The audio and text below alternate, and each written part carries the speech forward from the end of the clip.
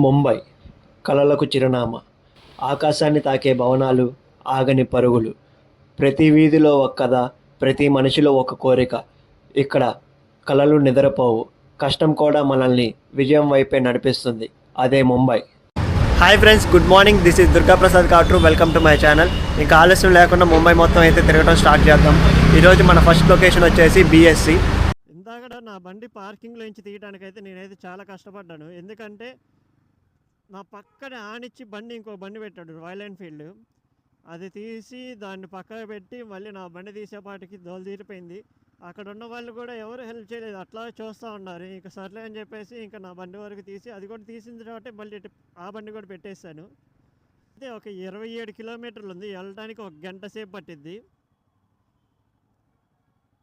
27 కిలోమీటర్లు వెళ్ళడానికి గంట సేపు ఏంటా అనుకుంటున్నారా? ముంబైలో అంతే. అదే మనం వేరే ఊర్లో అయితే 27 కిలోమీటర్లు వెళ్ళడానికి దాదాపుగా రఫ్గా ఒక 40 నిమిషాలు పట్టింది. ఇక్కడైతే గంటన్నర పైన పట్టొచ్చు కూడా. ఎందుకంటే ఇక్కడ అడుగడుగుకి మనకి ట్రాఫిక్ సిగ్నల్సే ఉంటాయి. ఇప్పుడు కూడా చూడండి, ఒక ట్రాఫిక్ సిగ్నల్ పడింది. రఫ్గా లీస్ట్ నేనైతే చూసింది 120 సెకండ్స్ ట్రాఫిక్ సిగ్నల్ దగ్గర వెయిట్ చేయటం. మిగిలిన అయితే 180 సెకండ్స్ ఉన్నాయి. ఇప్పటికీ నేనైతే 3 సిగ్నల్స్ అనేవి క్రాస్ చేశాను. ఈరోజు మొత్తమే చూస్తాను ఎన్ని సిగ్నల్స్ అనేవి క్రాస్ చేస్తాను. ఎదురుగా కూడా ఇంకో సిగ్నల్ ఉంది. ఈ 27 కిలోమీటర్లు వెళ్ళేపాటికి దాదాపుగా 10 సిగ్నల్ అయినా పడతాయేమో అనుకుంటున్నాను నేనైతే. దాదాపుగా 12 సిగ్నల్ అయితే దాటుకొని నేను BSCకి అయితే వచ్చేసాను.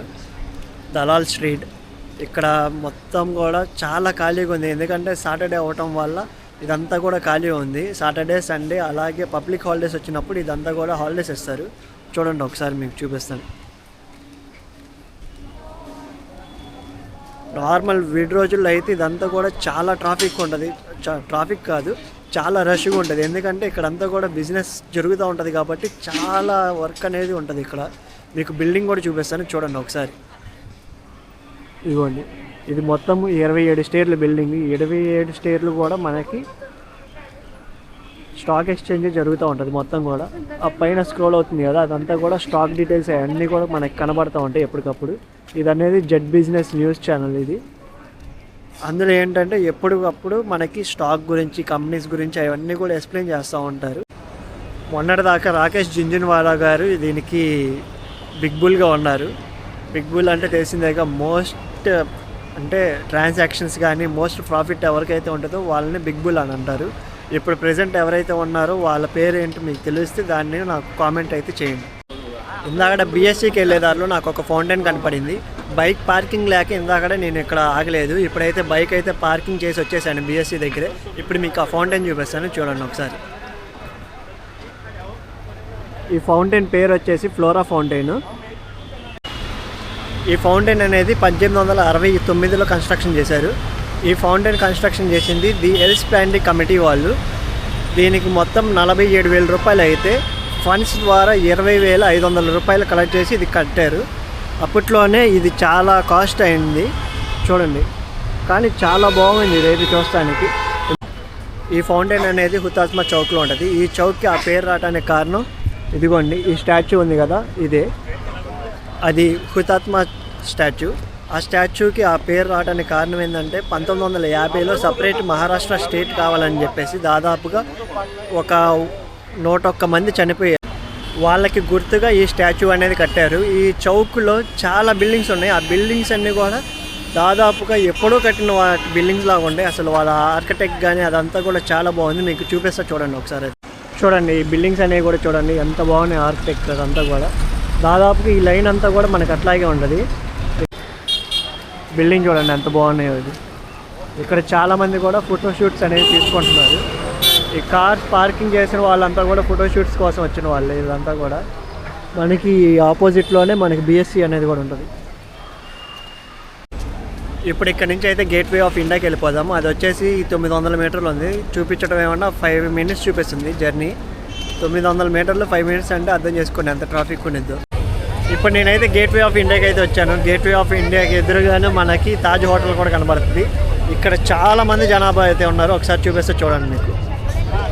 ఇది గేట్వే ఆఫ్ ఇండియా, అది Taj hotel. Gateway of India అని బ్రిటిష్ కింగ్ కట్టించారు. ఆయన పేరు జార్జ్ 5 అండ్ వాళ్ళ ఆవిడ మేరీ. ఇది 1911లో కట్టించారు. ఇప్పుడు మీకు మొత్తం చుట్టూతో తిరిగి చూపిస్తా చూడండి. మన దరిద్రం చూడండి, మొత్తం కూడా రెనోవేషన్ వర్క్లో ఉంది. మొత్తం అంతా కూడా షట్టరింగ్ చేసింది ఇదంతా కూడా. ఇప్పుడు నేను కరెక్ట్ తాజ్ హోటల్ ఎదురు ఉన్నాను. ఈ తాజ్ హోటల్ వచ్చేసి 1903లో జంషెద్జీ టాటా గారు స్టార్ట్ చేశారు. ఒకసారి మీకు చూపిస్తా చూడండి. ఇది ముంబైలోనే మోస్ట్ లగ్జరియస్ 5 స్టార్ హోటల్. ఇది 2008 నవంబర్ 26 నుంచి 29 వరకు కూడా టెర్రరిస్ట్ అటాక్ చేశారు దీనిపైన. అది మనం చూస్తున్నారు కదా, ఇదంతా కూడా అప్పుడు చాలా పాడైపోయింది. కానీ అది మొత్తం కూడా రీకన్స్ట్రక్ట్ అవ్వడానికి కారణం ఏంటంటే మన రతన్ టాటా గారు. మీరందరూ కూడా మేజర్ మూవీ చూసే ఉంటారు, అడివిశేష్ గారు చేశారు. అందులో ఆయన క్యారెక్టర్ ప్లే చేసింది మేజర్ సందీప్ ఉన్నికృష్ణన్. ఆయన ఎన్ఎస్జీ కమాండరు.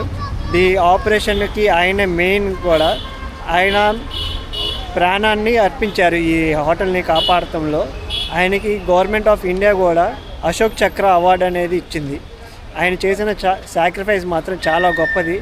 ఆయన వాళ్ళ ఫాలోయింగ్ కమాండర్స్ వాళ్ళంతా వస్తున్నారు కానీ ఆయన వద్దు, నేను ఒక్కనే చూసుకుంటా అని చెప్పేసి ఆయన లాస్ట్ వర్డ్స్ అనేవి కూడా చెప్పారు. ఆయన మాత్రం చాలా గ్రేట్. ఇప్పుడు నేనైతే గేట్వే ఆఫ్ ఇండియా నుంచి మెరైన్ బీచ్కి అయితే వచ్చాను. దీనికి ఇంకో పేరు కూడా ఉంది, క్వీన్స్ నెక్లెస్ అని చెప్పేసి. అది ఎందుకు వచ్చిందంటే నైట్ టైము ఈ బీచ్ రోడ్ అంతా కూడా గోల్డ్ కలర్ లైట్స్తో మెరిసిపోతూ ఉంటుంది, అందుకని చెప్పేసి ఆ పేరు వచ్చింది.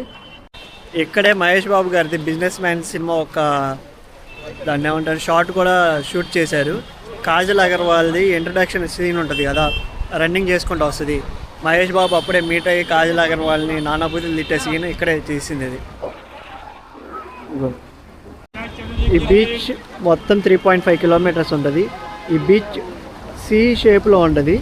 ఈ బీచ్ మొత్తం కూడా మనకి ఇట్లా రాళ్ళతో కప్పు ఉంటుంది. ఇక్కడ నుంచి చూస్తే మనకి మొత్తం ముంబై వ్యూ అంతా కూడా కనబడుతుంది. చూడండి, ఆ బిల్డింగ్లు అన్నీ కూడా ఒక్కొక్కటి ఎంతంత హైట్ ఉన్నాయో. అక్కడ ఫ్లడ్ లైట్స్ కనబడుతుంది కదా, అది వాంకడే స్టేడియం.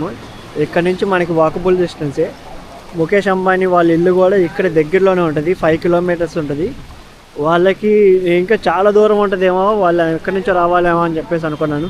పక్కనే ఉంది వాళ్ళకి వాంకడే స్టేడియం. అందుకే వాళ్ళు ఎప్పుడు కూడా మ్యాచ్లకు వస్తూనే ఉంటారు, ముంబై మ్యాచ్లు జరిగినప్పుడల్లా. ఇప్పుడు మనం అంబానీ గారి ఇంటి సందులో ఉన్నాము.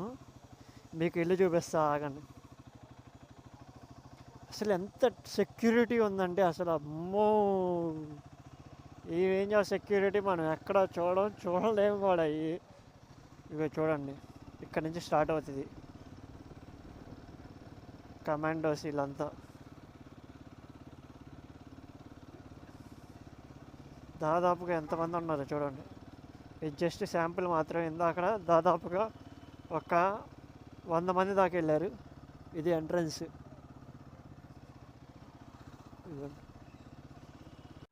ఇది ముఖేష్ అంబానీ గారి ఇల్లు. దీని పేరు వచ్చేసి అంటిలియా. ఇది ఉండటానికి 27 స్టేర్లే, కానీ ఈక్వల్ టు 60 స్టేర్లు. ఇటు పక్క బిల్డింగ్ ఉంది కదా బ్లాక్ కలర్ది, లోడా అని చెప్పేసి, అది 60 స్టేర్ల బిల్డింగు. ఇది 27 స్టేర్ల బిల్డింగు, కానీ దానికి ఈక్వల్గా ఉండిద్ది. ఇది మొత్తం కూడా 4 లక్షల స్క్వేర్ ఫీట్ ఏరియా ఉంటుంది ఓవరాల్గా. దాదాపుగా 600 మంది స్టాఫ్ ఉంటారు దీనికి వర్క్ చేయడానికి 24 గంటలు. కానీ ఉండేది ఎంతమంది? మ్యాక్సిమం ఉంటే ఒక 6. సిద్ధి వినాయక టెంపుల్కి అయితే వచ్చాము. ఇదిగోండి, ఇదే బండి అయితే ఇక్కడ పార్క్ చేశాను. ఇక్కడ క్రికెట్ ఏదో ఆడుతున్నారు. సాయంత్రం మనం వచ్చే టైంకి ఆడుతూ ఉంటారేమో నాకు తెలిసి. గుడికి దాదాపుగా ఒక 1/2 కిలోమీటర్ దూరంగా అయితే వచ్చి పార్క్ చేసుకోవాల్సి వచ్చింది. ఇక్కడ ఏంటంటే ముంబైలో పార్కింగ్ చేయడానికి అసలు ప్లేసులు ఏమి ఉండవు, ఎందుకో అర్థం కాదు. ఎక్కడ పార్క్ చేసినా కానీ బండి ఎత్తుకుపోవడమే వాళ్ళ పని. ఇది ఏంటంటే సందులోకి, ఇంకా ఎంత సందులోకి ఎవరు వచ్చి ఎత్తుకుపోరని నమ్మకంతో బండి ఇక్కడ పెడుతున్నాను. ఇక్కడ కూడా ఎత్తుకెళ్ళిపోతే ఇంకా చేసేది ఏం లేదు, ఫైన్ కట్టి తెచ్చుకోవడమే. ఈరోజు అయితే మొత్తానికి కంప్లీట్ అయిపోయింది. ఈరోజు మ్యాక్సిమం అన్నీ కవర్ చేశాను. ఇంకా మిగిలినవి ఏమైనా ఉంటే అవి రేపు చూస్తాను. మిగిలిన అంటూ ఏం లేవు. ఇప్పటికే టైం 6:30 అయిపోయింది. ఇప్పుడు ఇక్కడ నుంచి రూమ్కి వెళ్ళేపాటికి 7:30 అవుతుంది. 15 కిలోమీటర్సే ఉంది, కానీ 1 అవర్ జర్నీ అయితే చూపిస్తుంది. ఎందుకంటే ట్రాఫిక్ చాలా ఉంటుంది ఈరోజు, పైగా సాటర్డే కాబట్టి. ఇంకా తప్పదు, ఇంకా అయినా కానీ మనం వెళ్ళిపోవాల్సిందే. ఎంత టైం అయినా కానీ రూమ్కి అయితే వెళ్ళాల్సిందే కాబట్టి ఇంకా రూమ్కి వెళ్ళిపోవాలి.